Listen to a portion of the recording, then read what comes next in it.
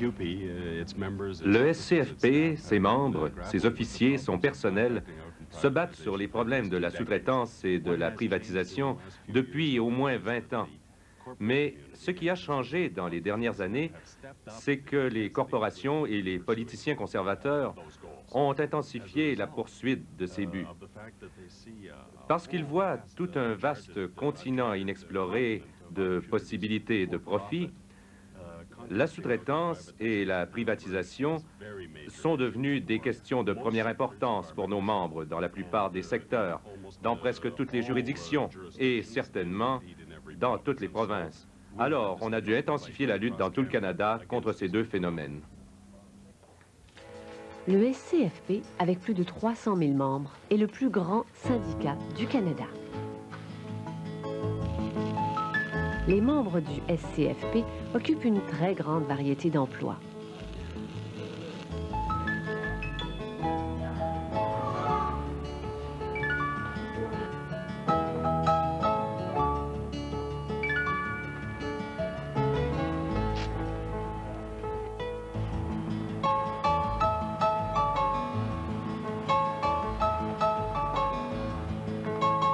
Pratiquement tous les services offerts au public sont assurés quelque part par les hommes et les femmes du SCFP. La sous-traitance réduira de façon très sensible ces services et affectera les vies d'un vaste ensemble de personnes qui rendent ces services possibles.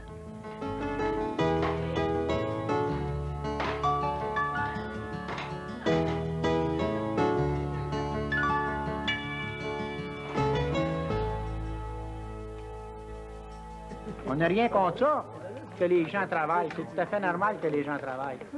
Mais pas à l'issue de tout le monde. Parce qu'à ce moment-là, les contracteurs, ils travaillent, puis les cols bleus ne travaillent pas. La preuve est là. Je ne suis pas le seul des cols bleus qui ne travaillent pas. On est au-dessus de 1000 dans le moment. Puis en 86, je pourrais dire que sur 1000 auxiliaires, il y en a peut-être 500 qui ont travaillé, qui ont fait quoi? 16 semaines, 17 semaines, 20 semaines. La sous-traitance peut prendre place de différentes façons. Des modifications sur les lieux du travail, par exemple, l'introduction d'un changement technologique, peuvent être utilisées comme prétexte pour sous-traiter. Souvent, le remplacement est subtil. On enlève 1 ou 2 emplois à la fois. Beaucoup de nos emplois de bureau sont maintenant donnés à des sous-traitants. Puis plutôt que de remplacer les employés, ça coûte moins cher d'aller chercher quelqu'un du Office Overload, quelqu'un de Kelly Girl ou je sais qui, pour faire le travail, plutôt que d'embaucher un employé normal. Dans d'autres cas, comme par exemple à Radio-Canada, les pertes d'emplois sont plus nombreuses et donc plus évidentes. Ce que ça veut dire, la sous-traitance pour les 1600 personnes qui ont perdu leur emploi ici, à Radio-Canada, ces 2 dernières années, c'est qu'ils s'en vont. Ils essaient de trouver du travail. Il y en a qui en trouvent, mais dans ce travail-là, il n'y a pas de sécurité. Ils ne savent pas s'ils auront du travail pour le lendemain. Ils ne savent pas si l'entreprise où ils sont sera encore là le lendemain. Ils n'ont pas d'indemnité, ils n'ont pas de caisse de retraite, ils n'ont pas d'assurance maladie ou de plan dentaire, ni aucun des autres avantages qui sont offerts aux employés de Radio-Canada. Même des emplois qui, il y a quelques années, semblaient à l'abri de la sous-traitance, sont maintenant touchés. Je pense que nous sommes seulement au tout début de notre combat contre la sous-traitance et la privatisation. Les employés de bibliothèques commencent tout juste à s'apercevoir de la menace que cela pourrait représenter pour eux. C'est quelque chose qui, dans le passé, était vu comme un problème concernant les employés municipaux. Mais les bibliothèques, personne ne pensait que les employés de bibliothèques seraient affectés un jour par des changements technologiques, et encore moins par le problème de la sous-traitance. Mais c'est une menace très réelle pour nous. Et je pense que les femmes, surtout, on y pense beaucoup plus, à cause de notre lutte pour l'égalité des salaires. Les problèmes de la sous-traitance et de la privatisation peuvent miner cette lutte plus que n'importe quoi. La vérité, c'est que tous les emplois sont potentiellement menacés par la sous-traitance. Tous les services sont en danger. Nous avons perdu le transport des déchets de nos centres de transfert vers les dépotoirs. Nous avons perdu, par exemple, l'enlèvement de la neige, les bouches d'égout. On nettoie les couvercles des bouches d'égout. Nous avons perdu le pavage. Nous avons perdu un certain nombre de réparations sur les égouts et toutes sortes de choses. La sous-traitance est présentée astucieusement comme étant dans l'intérêt de la communauté. Mais la vérité, c'est que le public a autant à y perdre que les membres du SCFP. La conséquence directe de la sous-traitance, c'est une baisse dans la quantité aussi bien que dans la qualité des services au public. Dans les villes, les services ont diminué. C'est parce que les gestionnaires ont arrêté de prendre leurs responsabilités en main. Et pour eux, c'était plus facile de donner ça à des sous-traitants que de gérer du personnel.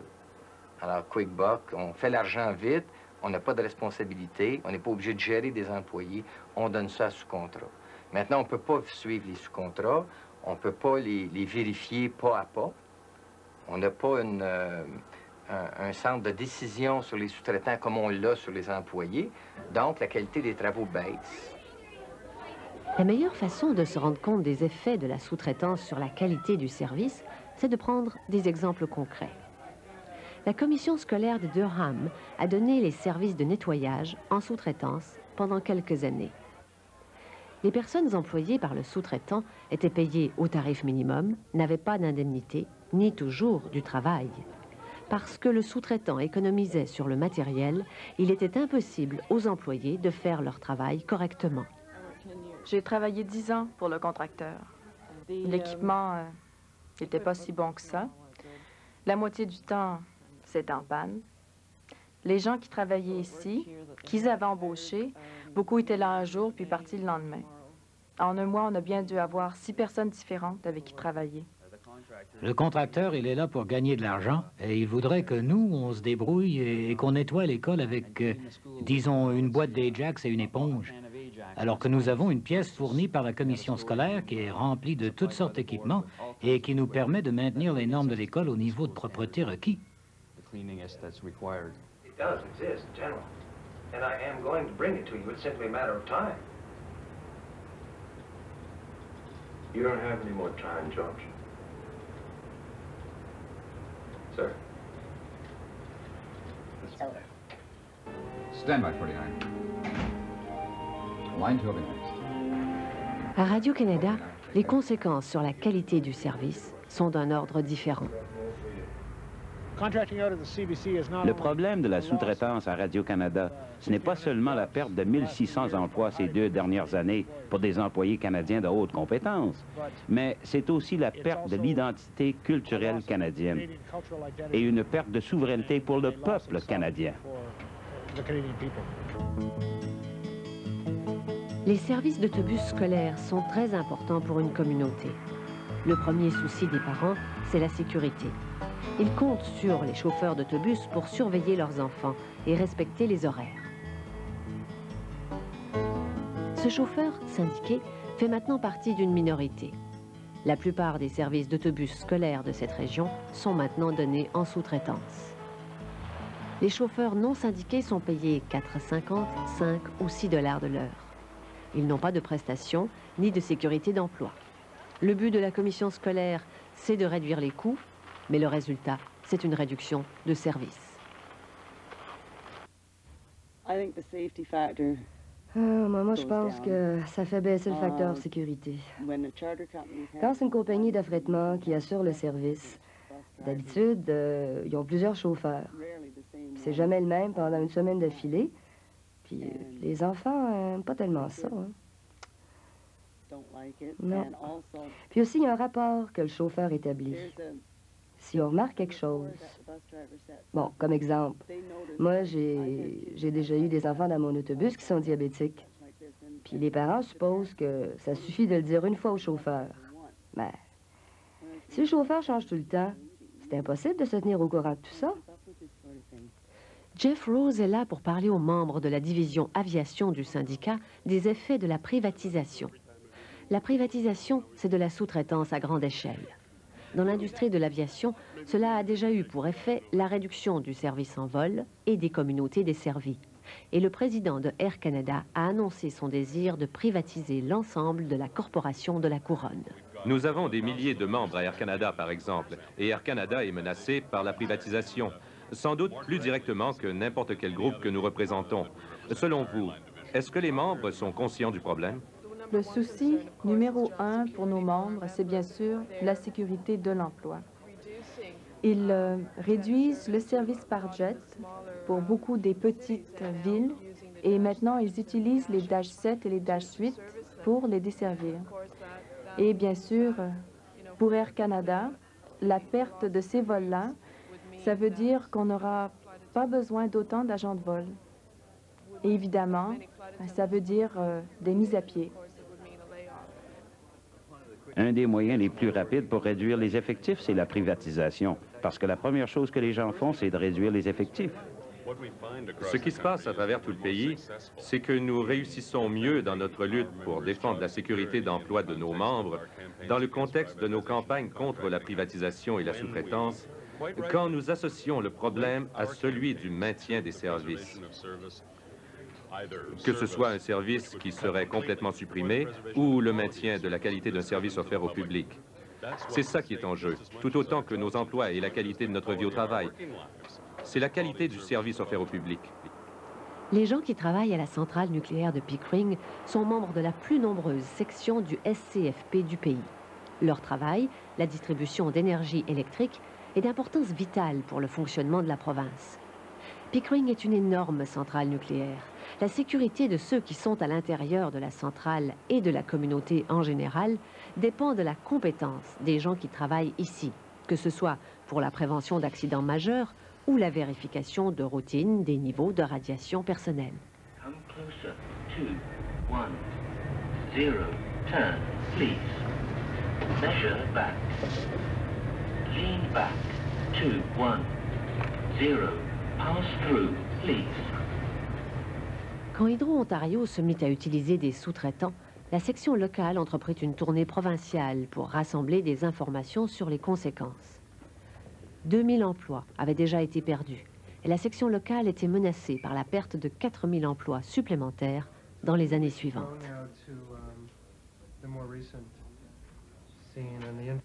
Larry Katz, coordonnateur national du syndicat sur les problèmes de la sous-traitance et de la privatisation, est venu discuter des résultats du tour. Est-ce que tu pourrais me parler un peu de ce que tu as appris quand tu as fait la tournée provinciale pour rassembler des informations sur la sous-traitance? Nous avons rencontré des situations où les sous-traitants n'étaient tout simplement pas formés pour faire le travail. Ils ne connaissaient pas les procédures de sécurité. Et en fait, ça entraînait des morts parce qu'ils n'avaient pas la formation. Pendant la durée de notre tournée, il y a eu 2 accidents mortels attribués aux sous-traitants, simplement parce qu'ils ne connaissaient pas les procédures de travail appropriées. Nous étions particulièrement anxieux de voir les centrales nucléaires parce que la base de la sécurité dans l'industrie nucléaire, c'est la formation très complète que tous nos membres reçoivent avant de travailler dans les centrales. Le plus gros problème qui est apparu au cours de cette tournée, c'est que nous nous sommes rendus compte qu'on faisait appel à des sous-traitants pratiquement sans formation et qu'on les lâchait directement dans les centrales. Je crois que beaucoup de gens ont été choqués par les informations sur les ruptures de contrat. Et beaucoup des questions locales, ce que la direction locale a fait, et peut-être que le type en haut de l'échelle n'est pas au courant. Je ne crois pas qu'ils pensaient vraiment que certaines de ces choses-là se passaient réellement. Puis quand on leur a montré des exemples concrets, qu'ils les ont vérifiés, ils étaient surpris eux autres mêmes. Comment est-ce que vous avez utilisé ces informations après avoir rencontré les membres, après avoir mis les données en ordre? À quoi ça a servi? À quoi ça a été utile? Nous nous sommes servis de l'information pour expliquer que les expériences de ces personnes étaient des expériences partagées par tous les membres. Et les membres sont devenus plus conscients du problème, surtout avant la dernière série de négociations en 1985. Et au moment critique, nos membres se sont rassemblés derrière nous et nous avons eu le vote dont nous avions besoin pour obtenir le contrat que nous voulions. Maintenant, nos membres sont très conscients du problème de la sous-traitance et dès qu'un contracteur arrive sur le terrain, beaucoup de délégués syndicaux sont appelés tout de suite par les membres. Ils nous tiennent au courant, ils sont très conscients du problème et ils ouvrent l'œil. Jusqu'à maintenant, la sous-traitance et la privatisation se sont développées surtout par non-remplacement des départs. Ceci représente en soi une perte significative d'emplois syndiqués. Pour conserver les emplois et les services existants et récupérer ceux déjà perdus, les sections devront faire des campagnes actives contre la sous-traitance. Des stratégies applicables à tous les secteurs ont été mises au point par certaines sections locales et le syndicat national. Si on prend un plan d'action type, là, la première des choses, c'est de sensibiliser les membres à la base face aux conséquences de la sous-traitance et face aussi à la réalité de cette sous-traitance-là qu'eux souvent acceptent. Il faut y avoir aussi un comité de sous-traitance dans la section locale qui décide de s'en occuper ou un comité exécutif qui veut pousser le dossier.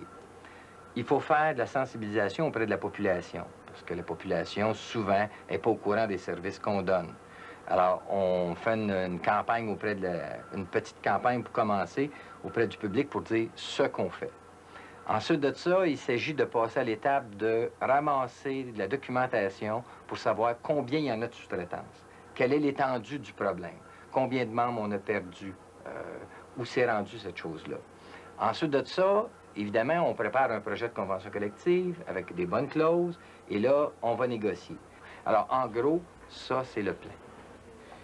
Ces officiers de la section locale 43 de Toronto présentent régulièrement des propositions originales au gouvernement municipal, par exemple une augmentation des opérations de recyclage des déchets, en vue d'améliorer les services au public et de contenir la vague de sous-traitance. Le but ultime est d'obtenir des provisions dans les conventions collectives interdisant la sous-traitance des services. Je pense que l'amélioration de la formulation de la convention collective devrait être fondamentale au point où la meilleure clause, évidemment, c'est une clause absolue de non-sous-traitance. Mais si cela n'est pas possible, alors il faut obtenir ce qu'on peut et rester vigilant sur les lieux de travail à tout moment. Et puis, je crois qu'il faut aussi des programmes massifs d'éducation des membres pour que les membres soient conscients de ce qui peut conduire à la sous-traitance, des méthodes que la direction utilise pour sous-traiter, parce qu'elle le fait par petits bouts, petit à petit. Et quand on s'en rend compte, on est déjà en train de perdre tout un tas d'emplois. Il existe une alliance naturelle entre le public et les hommes et les femmes du SCFP. Pour essayer de convaincre le public du contraire, les employeurs prétendent que les membres du SCFP sont trop payés et improductifs. Mais la vérité, c'est que le public perd en qualité de service avec chaque emploi perdu par un membre du SCFP. Nous savons que les citoyens que nous servons sont de notre côté, si nous présentons bien la situation. Et je crois que l'une de ces façons de faire ça, c'est d'aller trouver les citoyens et les coalitions et de leur dire « Hey, nous sommes voisins, nous travaillons pour vous. C'est nous qui déblayons la neige pendant les tempêtes de neige. C'est nous qui s'occupe de vos enfants. C'est nous qui vous soignons. Et si nous présentons la situation comme ça au public, je crois que les choses peuvent changer. » Il s'agit d'être patient, pas être trop rapide, faire ses études, faire son travail comme il faut, et pas penser qu'une campagne publique va remplacer la mobilisation des membres. Il ne faut pas penser que des membres mobilisés sans campagne publique, ça va pouvoir s'en sortir. C'est tout un ensemble de stratégies. Il faut tout que ça soit très collé. Et dans cette bataille-là, on ne se bat pas pour une prime de nuit. Si tu décides de te battre, tu te bats pour gagner. Tu ne te bats pas pour essayer d'avoir la clause. Tu le veux, il faut que tu mettes tous les moyens ensemble pour aller la chercher. Parce que si tu fais ta bataille, tu vas chercher le public et tu manques ton coup, ça va être très long avant de pouvoir revenir publiquement encore et de recommencer ton argumentation. La sous-traitance et la privatisation mettent les services sociaux aux enchères. Ni les gens du SCFP, ni le public ne veulent vivre dans une société où la qualité de la vie est cédée aux moins offrants. Il y a peu de questions qui aient plus d'importance que celle-là pour nous, en tant que syndicalistes. Il s'agit de la conception de la société comme d'une société humanitaire qui assure l'accès pour tous aux services nécessaires et des services de qualité aux gens qui en ont besoin. Il n'y a pas de compromis possible sur une telle question. Faire marcher ces services pour le profit, ça veut dire qu'ils font partie du marché. Au contraire, nous représentons un style de vie pour les Canadiens qui a prévalu pendant les 40 dernières années et que nous sommes déterminés à défendre pour le bien du peuple de ce pays.